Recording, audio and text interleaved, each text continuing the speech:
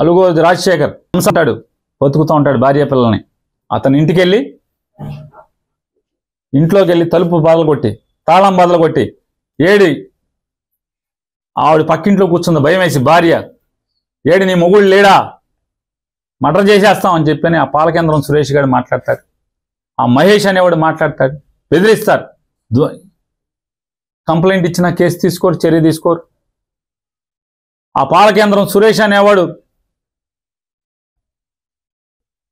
Collector బంగ్లా దగ్గర NGO కాలనీలో ఒక వైఎస్ఆర్ కాంగ్రెస్ పార్టీ కార్యకర్తకి ఇంటికి వెళ్ళి కారు మీద రాస్తాడు, వీడిని వెనకాల షీల్డ్ మీద, అది ఏం మిల్క్స్, అది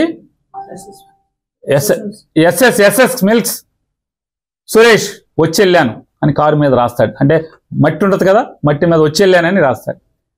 ఎంత బరి తెగింపు! ఎస్పీ గారు ఇవన్నీ మీరు నోట్ చేసుకోండి. ఎంత బరి తెగింపు!